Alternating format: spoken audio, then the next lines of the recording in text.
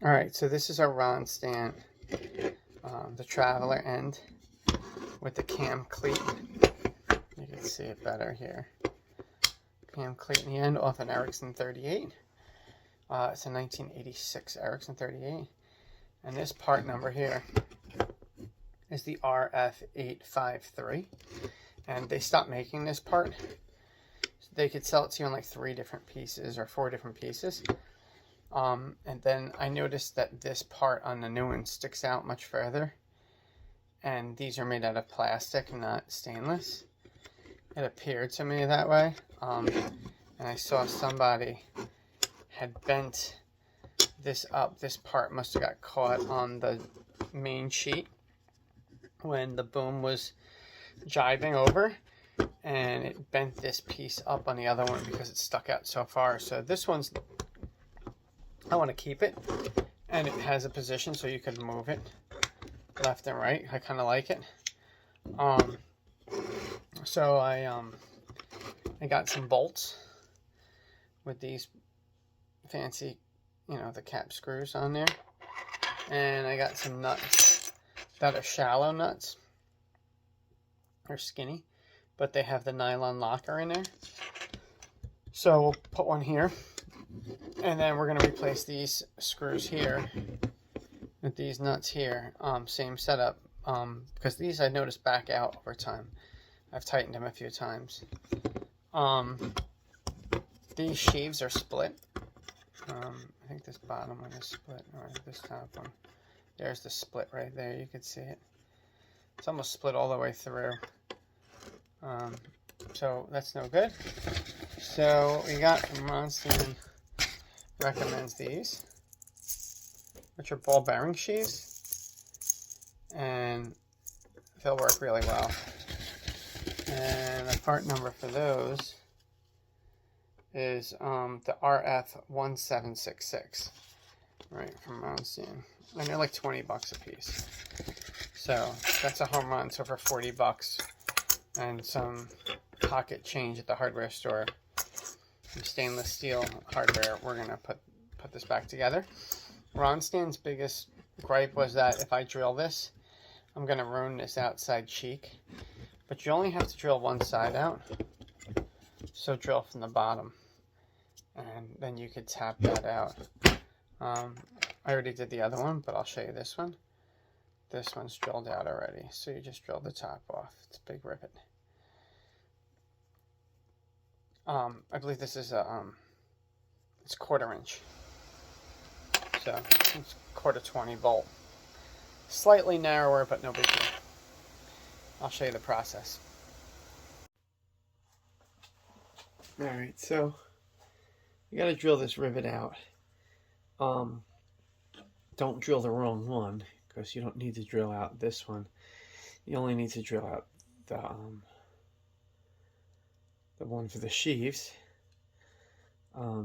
So from the bottom, we're going to drill it out. We start with a 1/2 inch drill bit to take out the larger portion of the rivet. And then we're going to go to the smaller one if necessary to pop it right out. It's just a piece of leather that I had cut out of a, like a Harbor Freight welding bib. That I'd use for another sewing project. So I didn't actually sacrifice my working welding bib. So that's it.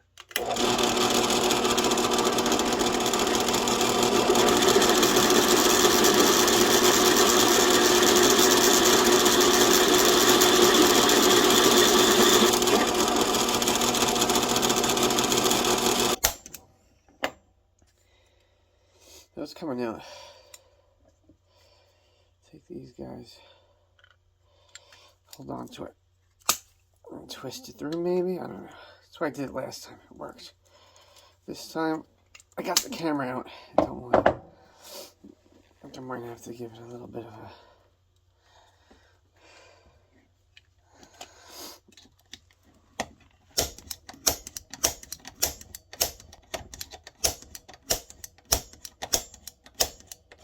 There it goes. Just a couple of shots with that. Here, it started coming out. Maybe now I can twist it out. I mean, it's one of the biggest rivets I think I've ever seen in my life. Wait, just keep twisting them and pulling them through. He comes out. And now you can see one sheave came out. And one's out here. And each one of these sheaves has a spacer in it. That little spacer's got to get cleaned up, because it's going to go into the other sheave, the new one. So this one wasn't so bad. This is the split one. We get him out.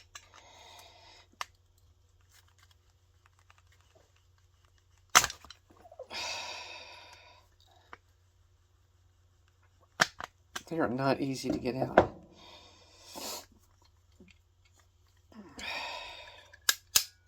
First one, like I said, it was super easy.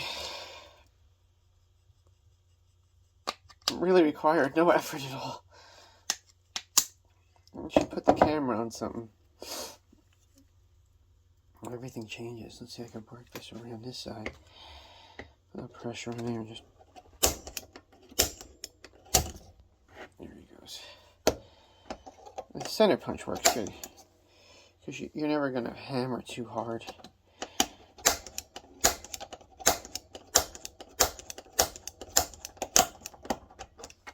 I think I got him now.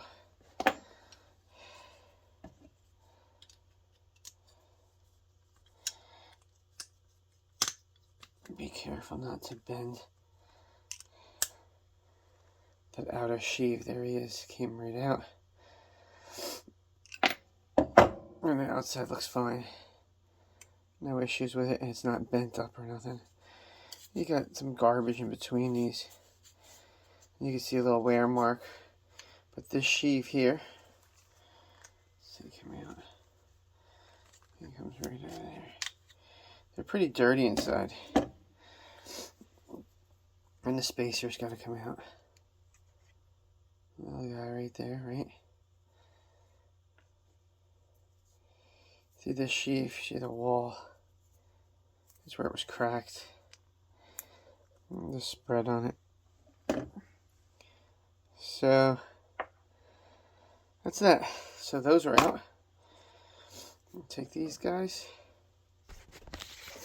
And then we'll come over.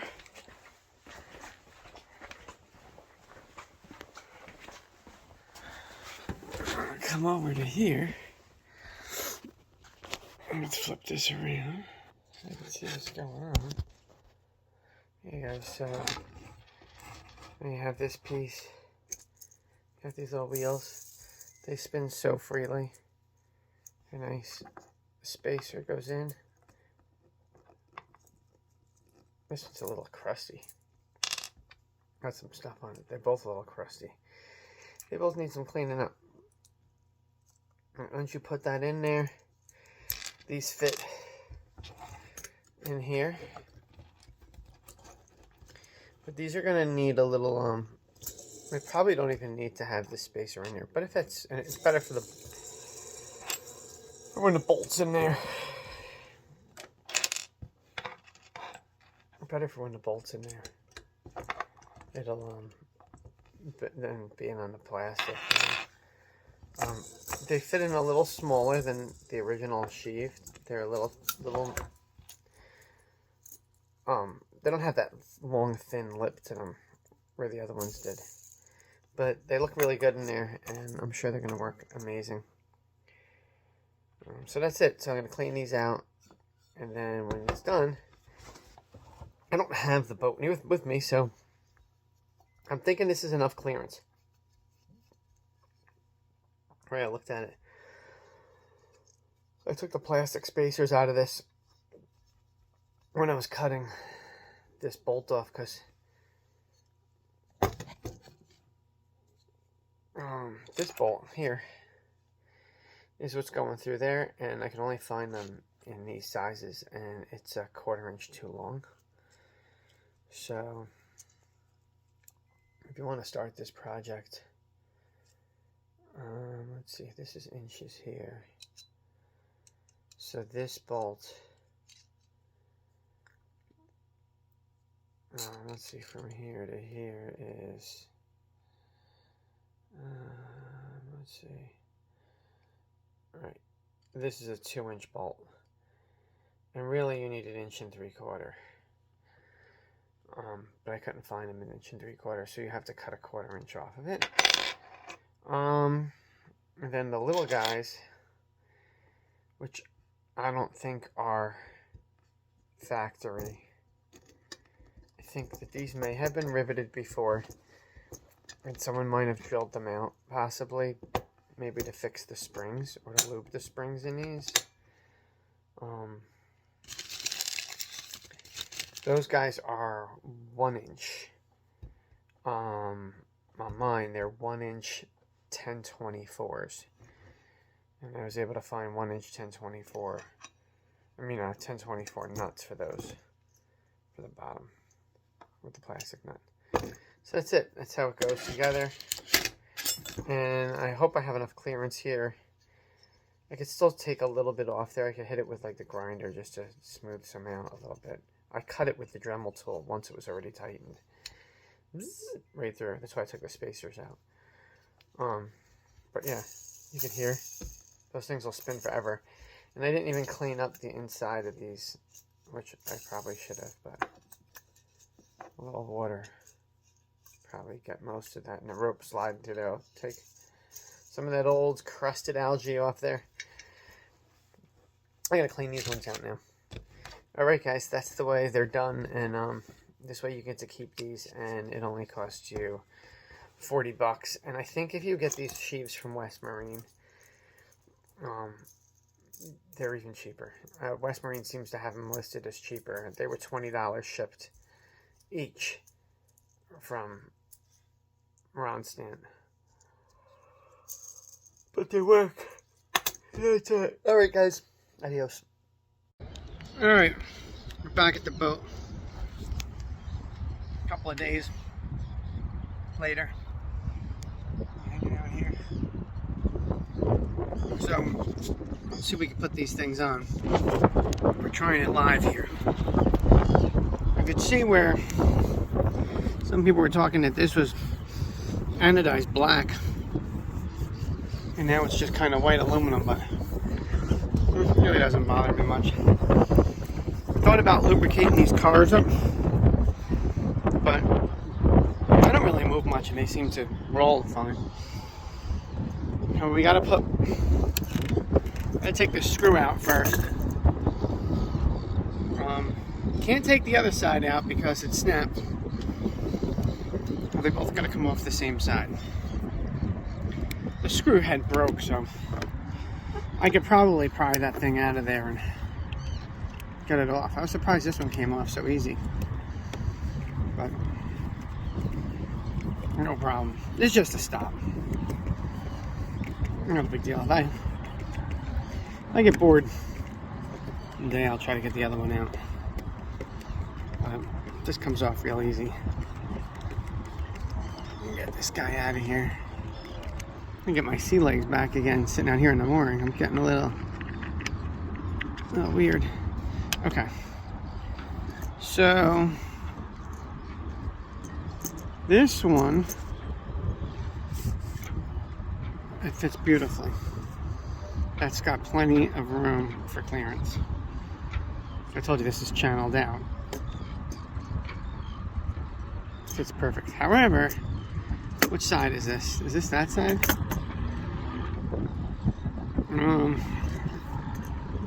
Or is this side? Goes this way? This is this side. The other side. This one. Right? And goes this way. Makes sense to me. Okay, get that in there.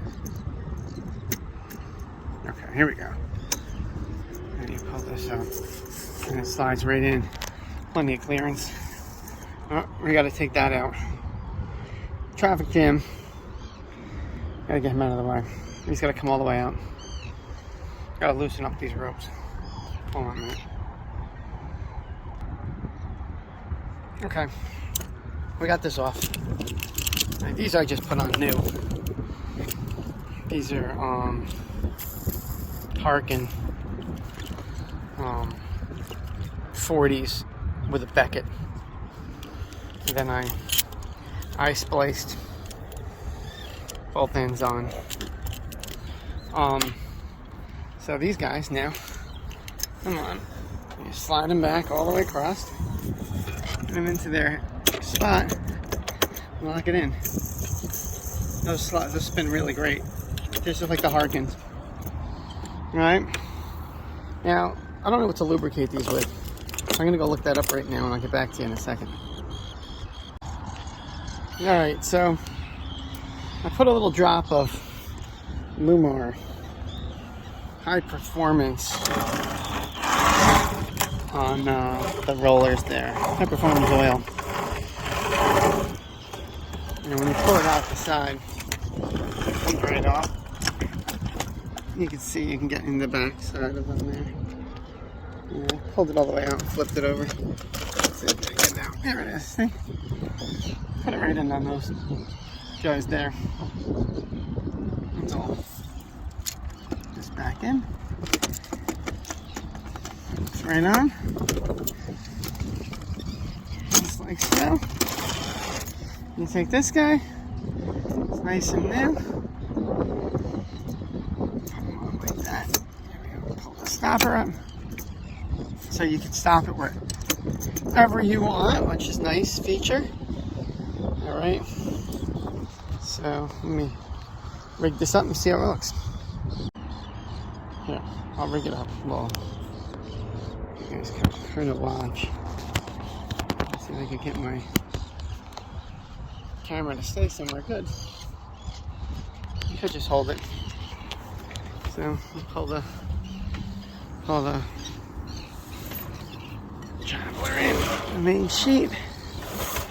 The main sheet ain't good. Ugh. No matter what you do to those, they just twist.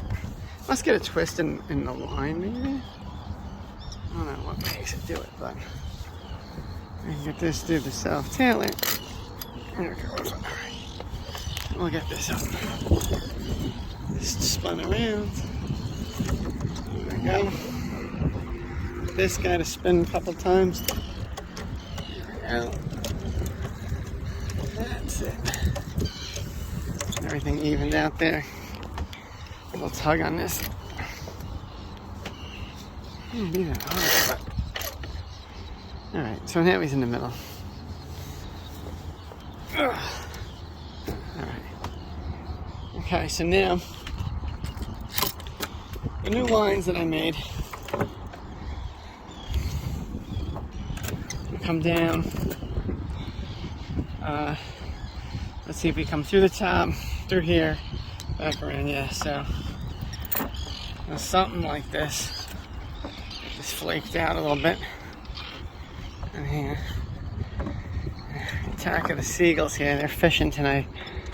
So we'll come around to the top one first, and then through the Harkin. Oh, guys, I put on here. Now, I don't know why I went with the Harkin ones. Probably no reason except that I bought some Harkin 57s, I think they were, for up top there. I don't know if you can see them there for the, I did a change of direction for my reef lines, and then I used those winches on my mast for both reef lines. I'm sure that's not what the intention was, or maybe it was, I don't know, but I like it. I go up there and I reef them in and they coil up nice up there. I didn't want to run them all the way back to here and put cheek blocks on there and then put a bunch of the big wide set of clutches over here. Not just yet. I'm still pretty agile and I have no problem making it up there, even in some of the roughest conditions. Which is good. So let's see, we put this through here. Put it through, and then it's gonna feed to this guy. Now I changed these out, and there's your new button Allen screw. Let's see how this works out. Oh, it's like butter. That's nice. Okay, do the same with this guy. I'll go. And this is only like the 2 to 1. I don't know what it is. It's not. You could do one more. You could double block this, but then you have to attach to this over here. And I realize that maybe if you put these on backwards, I mean, listen, I don't know if they're on forwards or not. Like, this is just the way that they came on the boat. But now that I think about it, if you put them on the opposite way, so if I put this one over there, instead of this being guided out off to the side like this, it would be guided in, which would probably make more sense. And then you could utilize this becket here and do a 4 to 1. I really think these are on backwards. It's just so awkward when you're trying to get them into the spots, because you have to like lean to the outside to get them, and that's the way they've always been. It doesn't mean it's right. I think someone might have taken those off and switched them at some point. I think it would be better if it was in here and you're doing it, pulling towards the center of the boat, not pulling towards the outside rail.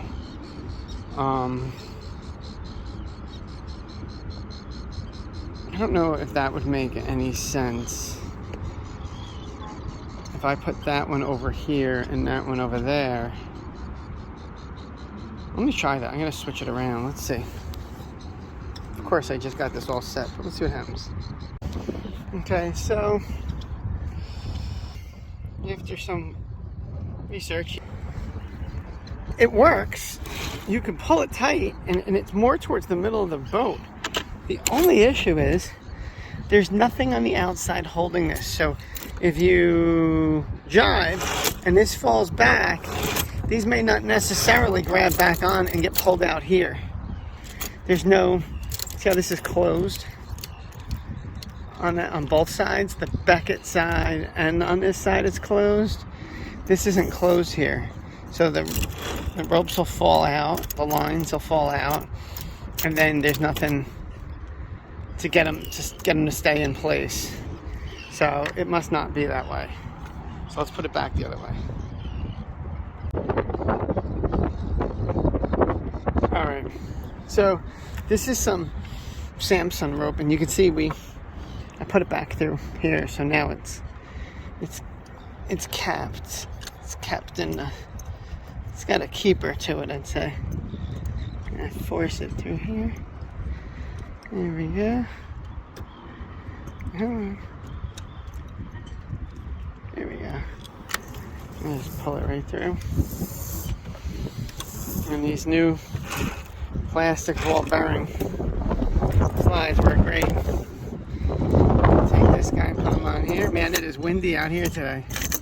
There's a little sailboat going by now.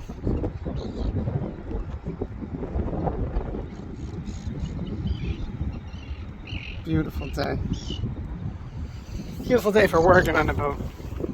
Last weekend, did all our sailing. Alright, so now, I broke everything. So now let's get these through. I did it the same way, go through the outside. The new fancy, see these are facing the other way too. That's coincidence, where it says the model numbers facing that one, like when you're reading it from this side. And that is consistent with the other one. But like I say, if you ran a line around this way, it just could fall out. There's no, I don't know, there's no way to keep it in place. So, and I went from there outside around. Yep, so we're gonna come into that little Harkin guy here. And partially the only reason why I went with these Harkin ones is because, I don't know, they didn't have any Ronstand ones at West Marine in stock, the ball bearing design. They only had the bushing, center bushing design. So that's what made me go this route. Now let's see. There we go, that pulls good. And now we'll put this on right through here. Get it to go through right here. I didn't put anything under these. They seem to work fine. I was going to put some lubrication in there or something, but they seem very well lubricated. They don't seem like they need anything. It's got a little surface corrosion on it. It could be polished up. Alright, you just take this back around here. Back through, nice tight. Let's get all the slack out of the sheet here.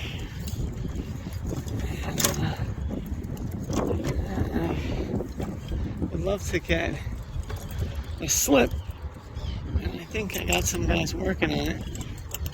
It'll be in there. I don't have to take the dinghy out here all the time, although I do have to say, taking the dinghy out to the mooring is nice, and sleeping out on the mooring is nice. But it would be nice to say that sleeping out on the mooring is optional. That would be nice. As opposed to, well, it's the only place you got, so it's where you're gonna be. Alright, so tighten that up. Nice. Tighten this up. Nice. Now we're in the middle. Nice new fancy line. Nice new Harkins. And nice new replacement Ronstand ball bearings. And it looks like totally factory with these button cap Allen screws. And they fit like a charm. All the parts I got for that are from True Value Hardware, William Tell in Hopewell Junction, New York. Stainless steel. See how that holds up. And I did the same button caps for these with the lock airplane nuts on the bottom. This is out a little far. Loosen that up. This goes out here. You don't get it in the screw hole. You got to get it in the. There we go. Got to get it in its stopper hole. It works great. Very happy. Good fix. Nice and tight here. Not gonna get the sheet stuck on those. So the main sheet. And now a final piece here that you really don't even need, but I'll put this back. Just screw back in here. The cap back on our oil before we have a big oil stain on the deck of the boat.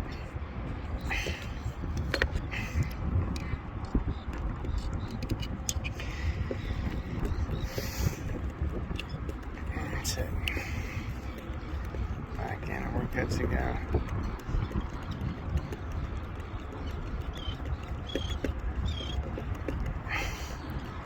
Yeah, and when I get bored, I need something to do,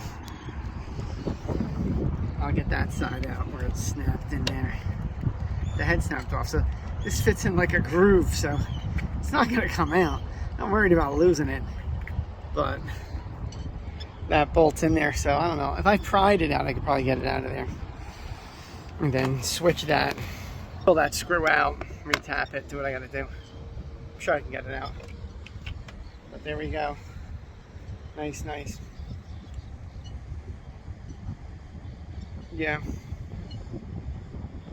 You know, if we really wanted to, there's room. There is room underneath here. Like you got that nut there. There's a little bit of clearance under that. You know, if you really wanted to, you could flip this over, put this on the bottom, have the nut be at the top, and then put a piece of metal that comes up, over, and down as a keeper to keep the rope in, and then you could do it the opposite way, and then you get one more line. So instead of 3 here, you'll have 4 for more leverage. It could be a little bit of a trick to pull with it this way if you got a full sail of wind. But if you do it right, if you do it first, if you adjust your Traveler first, you could, you're releasing the tension. You're not pulling up on it. So you do it before you tack. Get it where you want it to be on your next tack, then tack, and then it's right where you want it to be, and there's no struggle. It's kind of like the easier way of doing it, but I don't know if you kind of lose a little speed that way, but if you're not racing, what's the difference?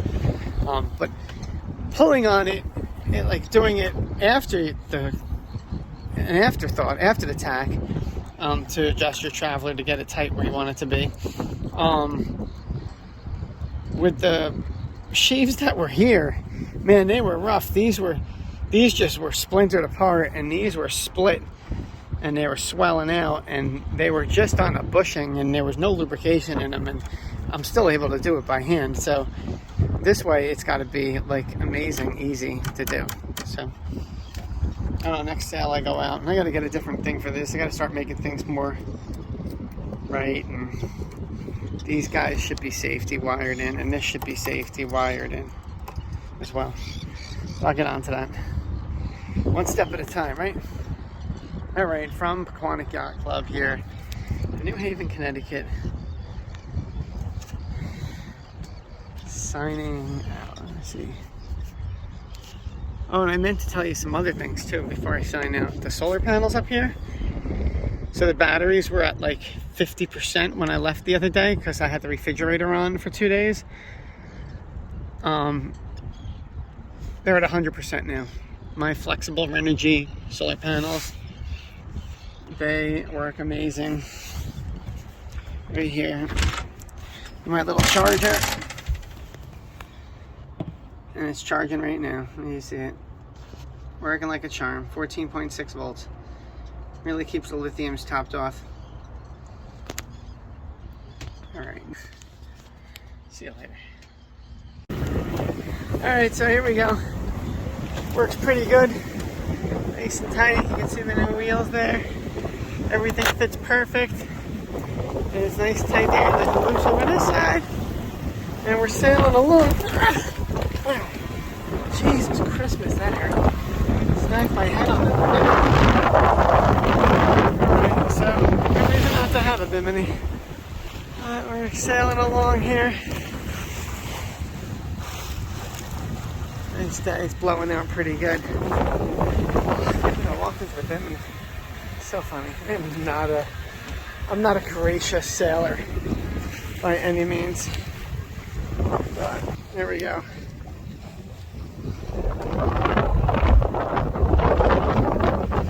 Let's see if you can see it work. Let's see. So we gotta loosen up. I think the fatter line might not get caught in here as see how that's nice tight. There you go, see? It pulls pretty good. I mean, a fatter line might not get caught in here as easily. The first time we did it got caught, I think this is the other than that, we're working pretty good here. Alright. Thank you for watching. Fair winds to all.